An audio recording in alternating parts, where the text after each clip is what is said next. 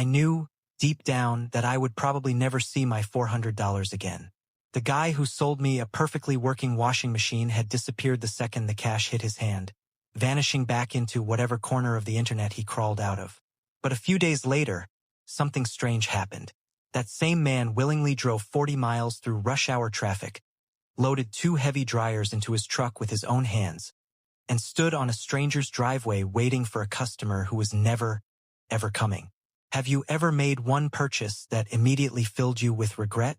Not the kind of regret where you simply changed your mind, but the deeper, more unsettling kind. The moment you realize someone looked you straight in the eye, smiled warmly, and lied to your face without a flicker of hesitation. That's exactly what happened to me, and it set off a chain of events I never could have predicted. It started with something painfully ordinary. I'd been searching Craigslist for a used washing machine because money was tight that month. Tighter than I wanted to admit even to myself. Buying a brand new washer wasn't even on the table. The numbers simply didn't work. So I did what a lot of people in my situation do. I scrolled through secondhand listings night after night, comparing prices, reading descriptions, trying to separate the honest sellers from the ones just looking to offload junk. Then I found what looked like the perfect deal. The photos were clean and well lit, nothing blurry or suspicious about them. The description sounded honest, almost disarmingly so.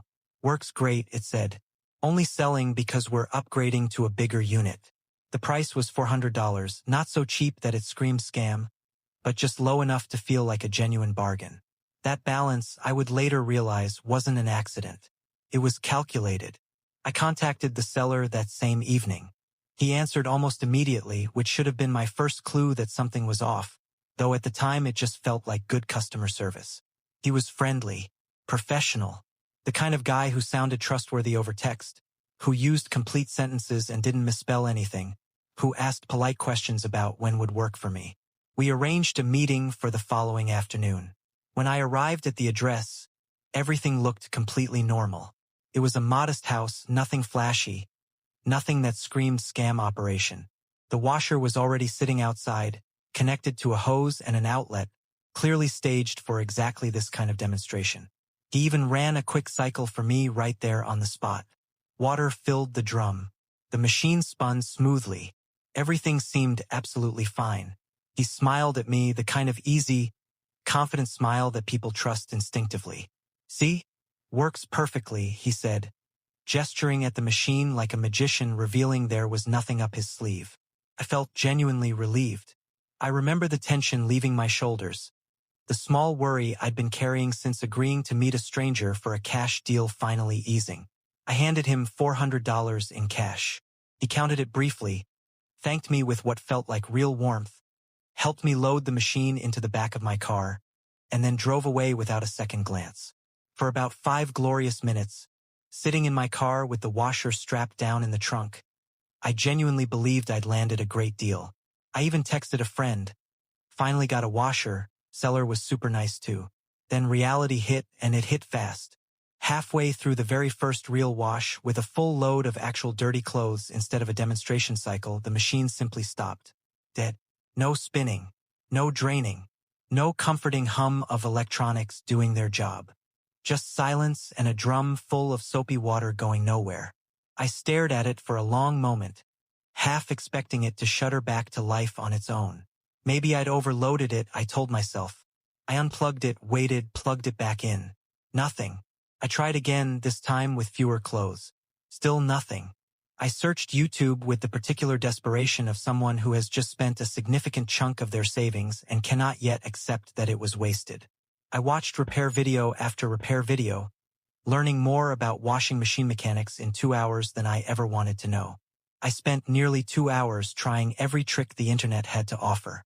Reset buttons, drain filters, power cycling, checking the belt, checking the motor.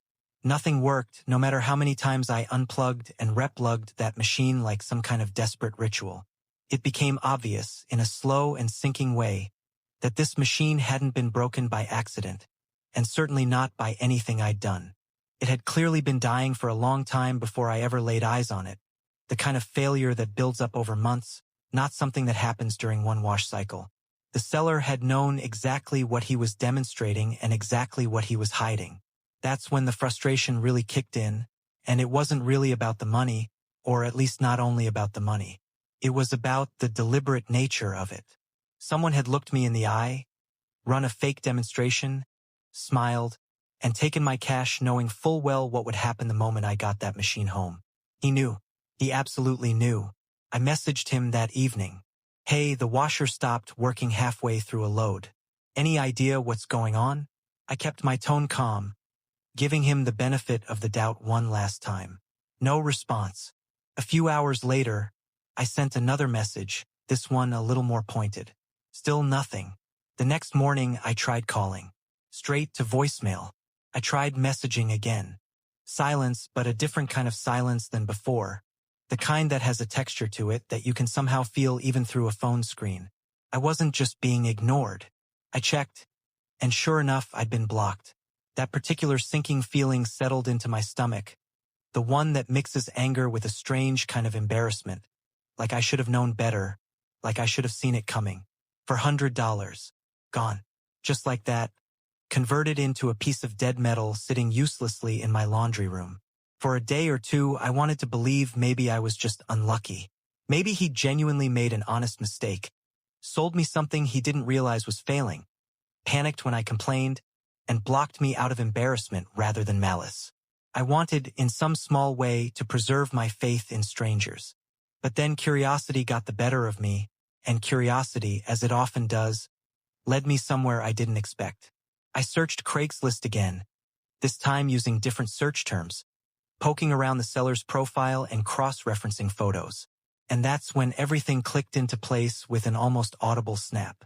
The same seller, under a slightly different username but with unmistakably identical photography style and phrasing, had dozens of appliance listings scattered across the platform. Washers, dryers, refrigerators, dishwashers, microwaves, all with strikingly similar descriptions. All photographed to look spotless and well-maintained. All supposedly in excellent condition or barely used. Some of the listings had comments from other buyers, cautious and confused, asking if the seller was still active, asking why messages went unanswered. It wasn't bad luck. It wasn't a one-time mistake.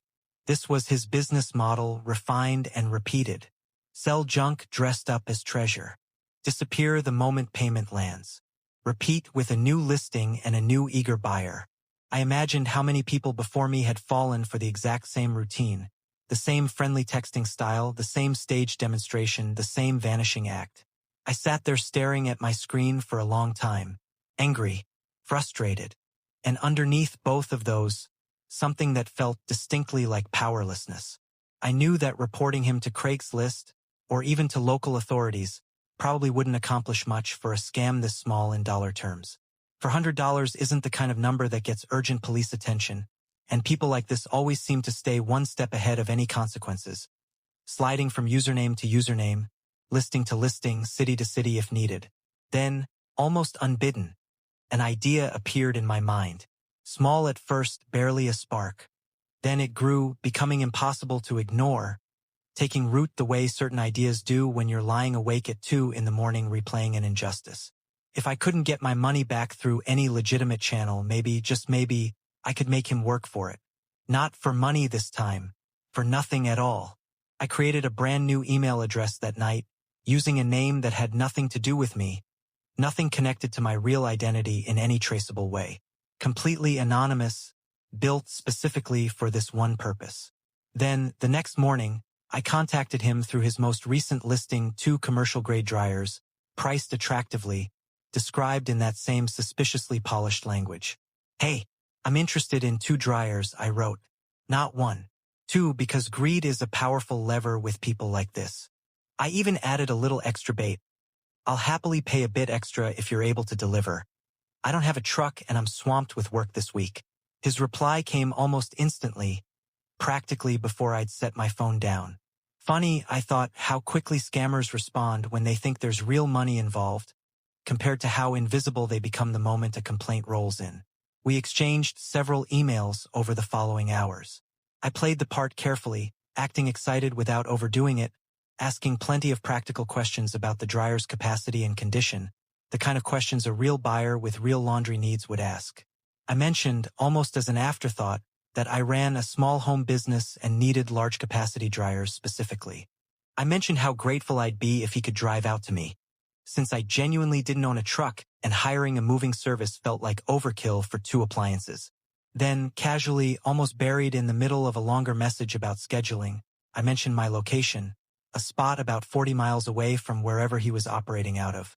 I honestly expected him to balk at the distance, to suggest meeting somewhere more central, to lose interest the way scammers often do when the effort-to-reward ratio shifts even slightly against them. Instead, he said yes without hesitation. Perfect, I thought, and I mean that in the most literal sense. It was exactly what I needed. We agreed on 3 o'clock the following afternoon for the delivery, a time slot I chose with great care, knowing full well it would land him directly in the thick of rush hour traffic on the drive both there and back. I couldn't stop smiling as I typed my confirmation message, thanking him for being so accommodating. The next morning arrived, and with it, a fresh email from him. "Still good for today?" he asked, businesslike as ever. "Absolutely," I replied, answering within minutes, keeping my tone friendly and mildly excited. Exactly like a real customer looking forward to finally solving a household problem. I asked if he needed directions, playing my part to the fullest. Around 2:50 that afternoon, another message arrived. "I'm almost there." My heart actually started racing, a small adrenaline spike I hadn't quite expected from something as simple as typing on a keyboard. The plan, whatever exactly it was, had officially begun. I waited a few careful minutes, letting just enough time pass to feel natural, then replied, "So sorry, running a little late, something came up at the last minute." A few more minutes ticked by. At 3:10, another message landed. "Where are you?" I apologized again, this time blaming traffic, unexpected delays, the general chaos of city driving. "Almost there, I promised." 20 more minutes passed in this fashion, my responses growing slightly more apologetic each time, layering in just enough believable detail. A wrong turn, a stalled car up ahead, my phone dying briefly. He sounded increasingly annoyed with each exchange, his messages growing shorter, more clipped, but he stayed, exactly as I had hoped he would. At 3:35, another email arrived, sharper this time. "Seriously, how much longer?" I typed my response slowly, deliberately, working to make it sound as genuine and slightly flustered as possible. "I'm so sorry. This is so embarrassing. One more favor, if you don't mind? Could you go ahead and unload the dryers before I arrive? It'll make loading them into my garage so much faster once I'm finally there, and I really appreciate your patience." There was a long pause after that message. Long enough that I actually wondered if he'd finally caught on, if some instinct had kicked in and told him to simply drive away right then. I stared at my phone, half expecting silence, half expecting rage. Then, finally, a single word arrived, "Okay." I actually laughed out loud, alone in my apartment, the sound echoing slightly off the walls.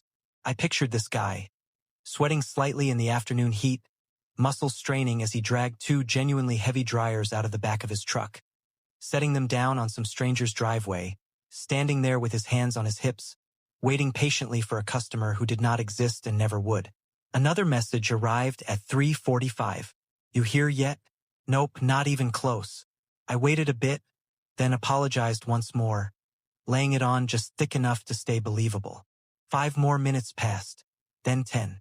He kept sending messages at increasingly frequent intervals, each one carrying a slightly sharper edge than the last. At first they stayed polite if strained. Then they became noticeably impatient. Then gradually unmistakably angry.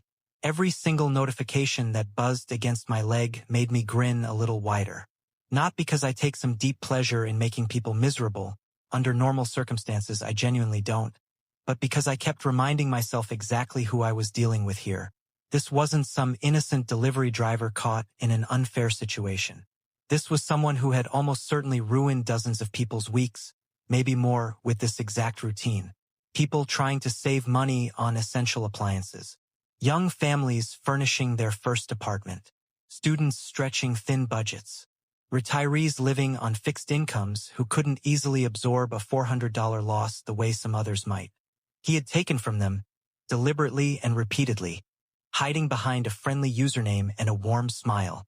For once, someone was taking something back from him instead. Not money. I had none of his money to take and honestly didn't want it. This was never really about that. What I was taking was his time, his fuel, burning away uselessly in city traffic. His entire afternoon, an afternoon he could have spent running his usual routine on some other unsuspecting buyer. His opportunity in that specific window to scam anyone else. By 4:30, the final message arrived, and I could practically feel the exhaustion and defeat radiating off the screen. I'm leaving. Thanks for wasting my time. That was it. No insults, no threats, no dramatic outburst. Just 4 words of pure, distilled frustration. The sound of a man finally admitting defeat without fully understanding why the loss stung quite so much.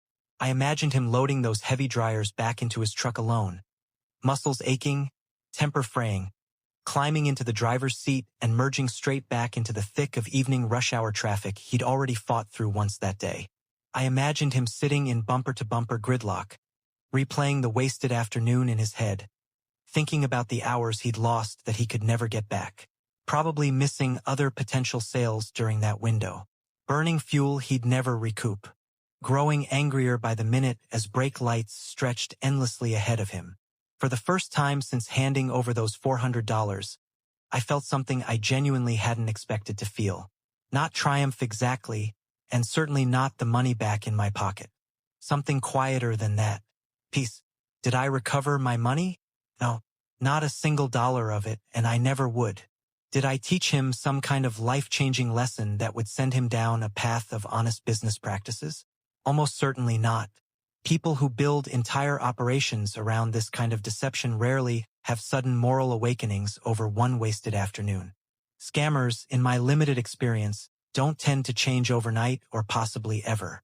But for one single afternoon, the person who had made a habit of wasting everyone else's time, money, and trust had his own time wasted instead, with no compensation whatsoever waiting at the end of it.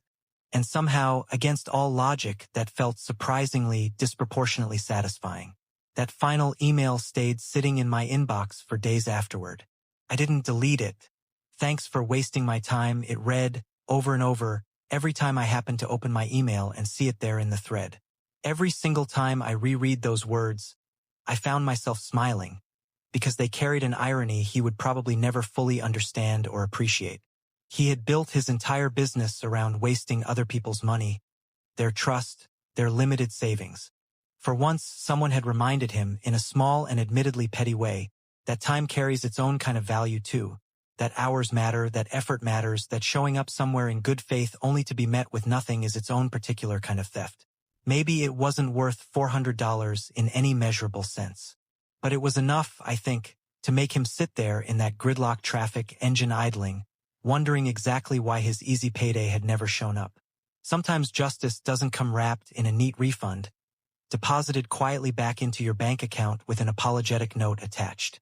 Sometimes karma isn't loud or dramatic or even particularly fair by any conventional measure. Sometimes it's simply this, giving a dishonest person a small, temporary taste of the exact frustration they've been serving up to everyone else over and over without consequence. And honestly, looking back on that one strange, satisfying afternoon, I've come to believe that can be enough.